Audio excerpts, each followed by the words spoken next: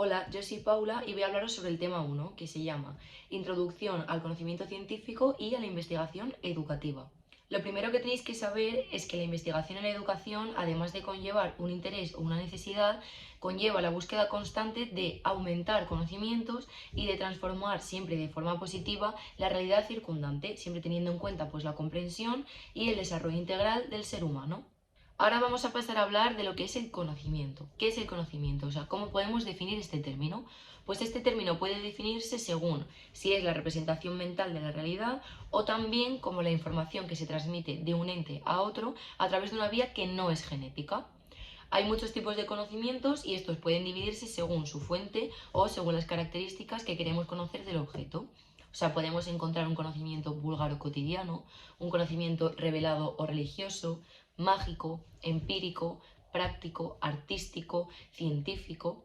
Y aunque todos los conocimientos que he mencionado son muy útiles, el que más se acerca a lo que requiere la investigación es el conocimiento científico. Y hablaremos de él más adelante, pero primero voy a explicaros un poco más de los otros que he mencionado antes. En primer lugar, voy a hablaros del conocimiento vulgar o cotidiano. Este conocimiento es el conocimiento del mundo, es decir, es el conocimiento que utiliza la gente comúnmente y es el conocimiento de nuestro entorno. Este se adquiere a través de nuestra existencia, de nuestras vivencias, de nuestras experiencias, del contacto que tenemos con el mundo y de la gente que vive en él. Es decir, no es producto de una experimentación consciente y dirigida. O sea, no es un conocimiento que se cree para saber si una verdad es irrefutable o no. Podemos decir también que es un conocimiento práctico y empírico. ¿Por qué es práctico? Porque es operacional, es decir, adquirimos unas destrezas necesarias para llevar a cabo una acción. Y también es empírico porque es observacional y experiencial. Todo esto también engloba que es un conocimiento que se transmite de unas personas a otras y que por lo tanto se manifiesta en la cultura popular. Ahora voy a comentaros algunos ejemplos del conocimiento práctico y del conocimiento empírico. Dentro del conocimiento práctico, un ejemplo sería pues hacer una tortilla de patatas, montar en bicicleta, pintar, dibujar, cantar, porque para llevar a cabo esta acción hemos necesitado adquirir unas destrezas necesarias y estas las hemos podido adquirir tanto de nuestro ámbito escolar como de nuestro ámbito social. Luego estarían los ejemplos del conocimiento empírico. Dentro de este estarían las cabañuelas. Esto entra dentro del conocimiento empírico del tiempo y lo que se hace es básicamente que un grupo de gente a través de la observación observa los primeros 24 días de agosto para después vaticinar lo que va a ocurrir los restantes 334 días. Voy a hablaros ahora de algunos ejemplos de refranes y de dichos que se pueden conocer pues, de este conocimiento. Algunos refranes serían: en la mesa y en el juego se conoce al caballero, y otro sería: se pilla antes a un mentiroso que a un cojo. Y un dicho de esto sería: el dolor de huesos anuncia la lluvia. Este conocimiento, el conocimiento vulgar o cotidiano, es un conocimiento que da lugar a dudas, es decir, es dudoso. ¿Por qué? Porque es un conocimiento que no se basa en pruebas empíricas, se basa en la opinión de algunas personas a las que nosotros les hemos otorgado cierta autoridad en este tema. Pero esto quiere decir que no sea válido, que no sea un conocimiento válido.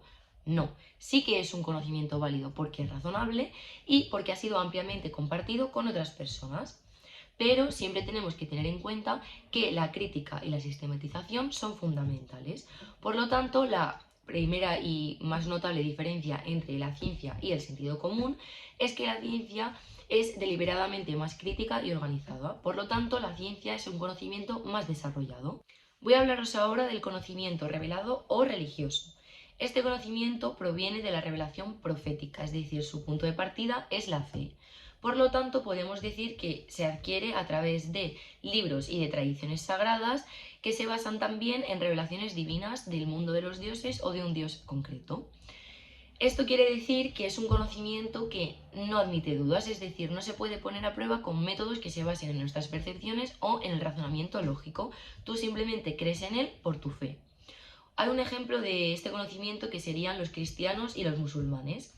Cada grupo tiene una creencia y consideran que su creencia es la verdadera según lo que les han inculcado. Y dentro del cristianismo ocurre lo mismo, están los mormones, los anglicanos y los católicos. Cada uno cree una cosa diferente y creen que su pensamiento, es decir, o su conocimiento, es el verídico. Otro tipo de conocimiento sería el conocimiento filosófico. Este conocimiento se caracteriza porque tiene una articulación lógica interna en toda su estructura. Sin embargo, el objeto de la filosofía son las realidades inmediatas que no son perceptibles por los sentidos, es decir, traspasan la realidad, que aquí es donde entraría el método racional. Por lo tanto, no existe ninguna prueba que pueda demostrar su veracidad, aunque sí que es un conocimiento discutible. Este conocimiento está permanentemente abierto a revisión y es muy probable que en algunas ocasiones ofrezca más de una visión e incluso visiones contradictorias del mismo tema de estudio. Un ejemplo de este conocimiento sería, por ejemplo, el hombre es bueno por naturaleza y es la sociedad quien lo corrompe. O también sería, ¿cuál es el sentido de la vida? Estas son preguntas que, como ya he explicado dentro del conocimiento filosófico, que tienen una respuesta que puede ser cambiante en el tiempo. Otro tipo de conocimiento sería el conocimiento artístico. Este conocimiento es el que se utiliza para transmitir emociones, sentimientos, pensamientos y también para expresar la belleza y la sencillez de las cosas. La diferencia de este conocimiento con los demás es que este no se puede ni comunicar ni transmitir, es decir, es propio del individuo que lo posee y por lo tanto solo puede estar desarrollado por él. Un ejemplo de este conocimiento, es decir, el conocimiento artístico, sería, por ejemplo, comunicar sensaciones, pensamientos, emociones a través de la música, de la pintura, de la danza, de la literatura. Otro tipo de conocimiento sería el conocimiento mágico. Este conocimiento no tiene ningún sentido lógico, es decir, son creencias que tienen una estructuración que no sigue ningún patrón racional, simplemente pues se basa en las percepciones psíquicas subjetivas del individuo que muchas veces están influenciadas por otras personas que también aceptan o creen en estas teorías o en estas creencias. Esto suele ocurrir normalmente en la etapa o en el periodo infantil de una persona. Y un ejemplo sería pues cuando un niño cree que se encuentra mal porque ha influenciado en ello un espíritu maligno. O cuando muchas veces nosotros mismos llevamos a un examen un amuleto porque pensamos que vamos a probar. Por último, tendríamos el conocimiento científico. Este conocimiento es el más útil y el más desarrollado porque responde a nuestros interrogantes y porque además es el desarrollo del sentido común. Es decir, lo que hace es aventurar conjeturas y criticar las explicaciones que se logran a través del sentido común por su extensión, su claridad y su precisión. Y además porque se centra más en el porqué de las cosas y tiene un carácter sistemático. Por otro lado, este conocimiento tiene su punto de partida en la observación y lo que hace es formular proposiciones, conjeturas e hipótesis de naturaleza teórica, intentando explicar de forma coherente la realidad existente, así como también la predicción de sucesos futuros. También se caracteriza por el método que utiliza, porque intenta adquirir dicho conocimiento a través del método científico. Por otro lado, también se trata de una forma de conocimiento que está abierto a la revisión y a la corrección permanente, lo que hace que se estén haciendo continuas correcciones y mejoras para poder hacerlo aún más cierto como reflejo de la realidad. Algunos ejemplos del conocimiento científico serían, por ejemplo, las leyes de la gravedad, aunque las sintamos diariamente, pues no podemos comprender el porqué de ellas por simple experiencia, es decir, tenemos que primero investigarlas. Luego estaría que los antibióticos combaten las infecciones o que la Tierra gira alrededor del Sol por el efecto de la gravedad. Por lo tanto, podemos considerar al conocimiento científico como un subconjunto del conocimiento humano cuyas cualidades o características son, por ejemplo, que es objetivo, es racional, es comprensible, es metódico y es contrastable.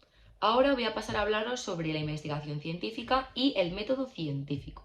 En primer lugar, investigar es responder a una serie de preguntas según un método. Por lo tanto, la investigación científica hace referencia a la actividad mediante la cual adquirimos nuevos conocimientos utilizando el método científico para incluir nuevas aportaciones al cuerpo de la ciencia.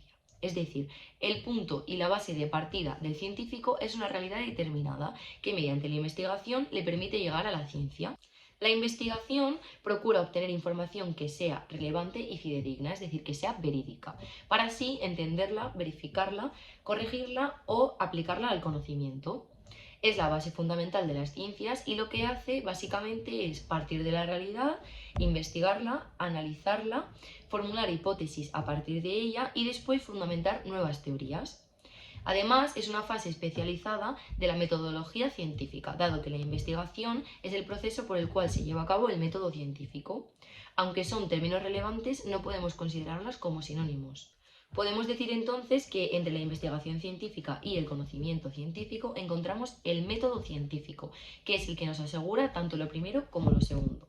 Es decir, el método científico es el procedimiento o el conjunto de procedimientos por el cual obtenemos conocimientos científicos, es decir, es el modelo de trabajo o la pauta general que orienta la investigación y consiste en la aplicación de la lógica a las realidades o hechos observados. Este, por lo tanto, nos lleva a analizar y a sistematizar realidades determinadas y a permitirnos durante el proceso investigativo llegar a explicaciones lógicas y coherentes. Podemos encontrar tres tipos de métodos científicos. Está el método inductivo, el método deductivo y el método hipotético deductivo o la contrastación de hipótesis. En primer lugar, tendríamos el método inductivo. Este método científico lo que hace es partir de la observación de una realidad concreta para después llegar a inferir conocimientos generales mediante la generalización de lo observado. Es decir, lo que pretende es llegar a obtener algunas reglas, teorías o leyes generales.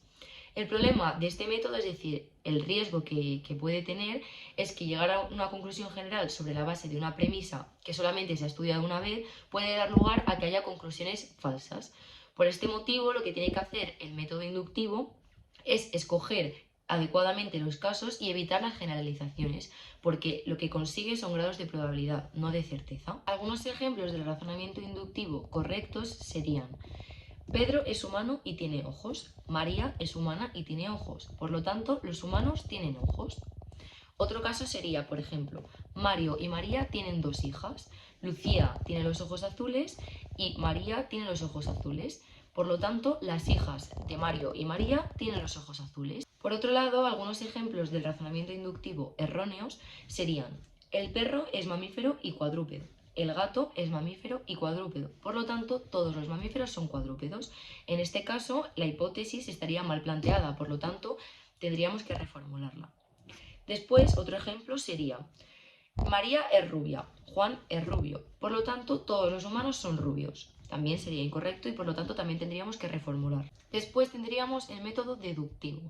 Este método científico parte de las leyes o las teorías generales y pretende llegar a deducir consecuencias lógicas aplicables a la realidad, llegando a una conclusión a partir de unas premisas que son suficientes. Este método procede del modo inverso a el razonamiento inductivo y por tanto en algunas ocasiones requiere del método deductivo indirecto, en el que se utilizan los silogismos. ¿Qué son los silogismos? Pues los silogismos son el razonamiento del estilo deductivo que llega a una conclusión final a partir de dos afirmaciones denominadas premisas. El concepto del silogismo no evita que se puedan presentar los sofismas, que son conceptos lógicos que son equívocos pero que cumplen las tres premisas. Ahora voy a deciros algunos ejemplos sobre el razonamiento deductivo directo, el razonamiento deductivo indirecto, que sería un silogismo, y el razonamiento deductivo erróneo, que sería un sofisma. En el caso del razonamiento deductivo directo sería: los libros son cultura, por lo tanto algunas manifestaciones culturales son libros, estaría correcto. O, por ejemplo, Keith Richards es un músico británico y guitarrista de la banda de rock de Rolling Stones. En consecuencia, deducimos que en esta banda de rock hay mínimo un guitarrista. También estaría correcto. Después tendríamos los silogismos, que serían: los planetas son redondos, la Tierra es redonda, por lo tanto la Tierra es un planeta. O, por ejemplo, los estudiantes de magisterio realizan exámenes, Juan es estudiante de magisterio, por lo tanto Juan realiza los exámenes. También estaría correcto. Pero luego llegamos al caso de los sofismas, donde voy a decir dos ejemplos. El primer ejemplo sería: el amor es ciego, Dios es todo amor, por lo tanto Dios es ciego. Esto estaría incorrecto. Luego estaría: todos los pájaros vuelan, los pingüinos son pájaros, por lo tanto los pingüinos vuelan. Pues también estaría incorrecto, por lo tanto habría que reformular. Para clarificar la diferencia entre el razonamiento inductivo y el deductivo, se incluye la siguiente figura, que sería el método hipotético-deductivo o la contrastación de hipótesis. Este método utiliza una estrategia que mezcla los dos métodos anteriores y surge por la necesidad del investigador de ir tanto de los datos concretos a la teoría, es decir, desde la inducción, como de la teoría a los datos concretos, que sería la deducción. Y esta integración es lo que ha dado lugar al método hipotético-deductivo, que se considera como el método científico por excelencia. Así, desde una teoría o un conjunto de leyes generales, es decir, lo que llamaremos marco teórico en el lenguaje científico, se plantean unas predicciones concretas o unas hipótesis que posteriormente y mediante la utilización de hechos y realidades concretas y particulares tienen que ser contrastadas. Estas observaciones servirán para corroborar o modificar lo deducido de la teoría. Por último, voy a hablaros sobre la investigación educativa. Este término podemos definirlo como un proceso sistemático de recogida de información para explicar y comprender desde la ciencia los hechos educativos e intentar solucionar las dificultades que surgen en el ámbito escolar. La investigación educativa se hace necesaria y conveniente por los siguientes motivos que nos proporciona Martínez González en el 2007. En primer lugar, estaría que da respuesta a la necesidad de conocer y mejorar una situación determinada en la realidad educativa. También innovar en educación y analizar los resultados y la eficacia de dichas innovaciones para poder avanzar en la mejora de los resultados académicos. Después estaría formular juicios de valor sobre la situación estudiada, es decir, hacer una evaluación y establecer las causas que inciden sobre ella, hacer un diagnóstico de esta situación. Esto podría facilitar poder intervenir para potenciar, modificar y mejorar las situaciones educativas. También estaría el hecho de tomar decisiones y o generalizar consecuencias que puedan estar afectando por igual a muchos sujetos y situaciones, lo que posibilitaría la opción de poder intervenir sobre ellas y optimizar recursos e inversiones en tiempo, esfuerzo y presupuesto al investigar. Y por último estaría valorar el grado de competencia que tienen los objetivos educativos propuestos. Como conclusión, la investigación educativa resulta imprescindible y necesaria si pretendemos mejorar y adaptar nuestra práctica docente a las características que necesita el contexto escolar. Es decir, la experiencia o la intuición del docente no son fuentes fiables del conocimiento, sino que se requiere un proceso sistemático y objetivo que pueda obtener información detallada de los diferentes aspectos que intervienen en la educación. Dentro de la investigación educativa surgen tres tipos de paradigmas. Está el paradigma cuantitativo empírico-analítico, el paradigma cualitativo interpretativo y el paradigma cualitativo sociocrítico. El primer paradigma, es decir, el paradigma cuantitativo empírico-analítico, destaca porque estudia fenómenos que son observables y que son naturales. Su objetivo es el de explicar, controlar y predecir los fenómenos educativos y por ello entiende la realidad educativa como un fenómeno que es estable y único. Este paradigma da lugar a que se puedan formular teorías que contribuyan a incrementar la calidad y la eficacia de los docentes en su práctica docente. Para conocer la realidad educativa se utilizan diferentes procedimientos que son cuantitativos, numéricos y estadísticos, que están basados en la medición y que permiten cuantificar hasta cierto grado las características de la realidad estudiada. Hay muy poca relación en este paradigma entre el sujeto investigador y el que es investigado. Este último no interviene en la planificación de la investigación. Y también dentro de este paradigma existen diferentes métodos de investigación. Los más utilizados son el experimental, el cuasi experimental, el ex post facto y la investigación descriptiva. Después pasaríamos al paradigma cualitativo interpretativo. Este paradigma surge como respuesta al enfoque cuantitativo y entiende la realidad educativa como un fenómeno que depende del contexto y de las personas que participan en él, es decir, considera las acciones educativas como algo que es cambiante y que es plural. Su objetivo es el de interpretar y el de comprender una situación o un fenómeno educativo como un fenómeno que es contextualizado, es decir, toda la realidad educativa va a depender del contexto y de las personas que estén implicadas en él. Se establecen relaciones cercanas entre el investigador y el investigado para obtener mucha información, partiendo claro de que esta información es subjetiva, es decir, hay que interpretarla. Pero no siempre pretende generalizar las conclusiones a cualquier realidad. Son válidas para lo que se está estudiando, es decir, en su contexto. Dentro de este paradigma, los métodos de investigación más utilizados son la investigación narrativa, el estudio de casos y la etnografía educativa. Por último, tendríamos el paradigma cualitativo sociocrítico, que surge en respuesta a los dos paradigmas anteriores. Su objetivo es investigar en y para la práctica, es decir, plantea una interacción continua entre la práctica y la teoría. Las investigaciones desde esta perspectiva tienen como finalidad transformar la realidad educativa dando respuesta a los problemas que deriven de la misma. Por lo tanto, es una investigación participativa, es decir, el investigador y el investigado tienen una relación estrecha y comparten responsabilidades.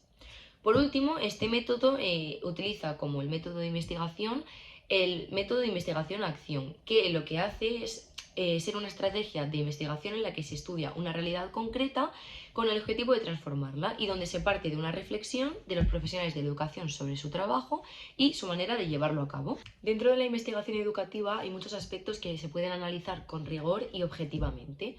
Algunos de ellos pueden ser desde los alumnos individual y grupalmente hasta efectos de acciones e intervenciones educativas. Algunos ejemplos de aspectos concretos a investigar serían, por ejemplo, un sujeto o un grupo de sujetos, un método de enseñanza, un programa de intervención, por ejemplo, el del acoso, la utilidad de un recurso, por ejemplo, las tablas en el aula, un centro educativo, etcétera.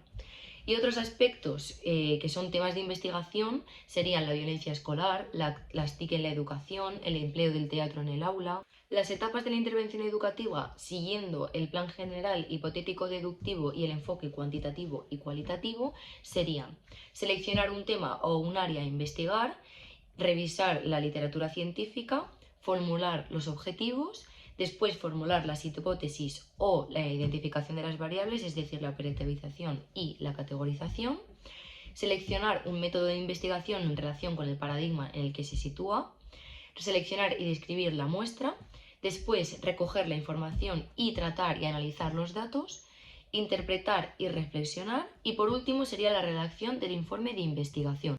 Con esto ya habríamos terminado con la explicación del tema 1, que como ya he mencionado se llama la introducción al conocimiento científico y a la investigación educativa. Espero que no tengáis ninguna duda y cualquier cosa podéis escribirme para preguntarme. Gracias por escucharme y hasta luego.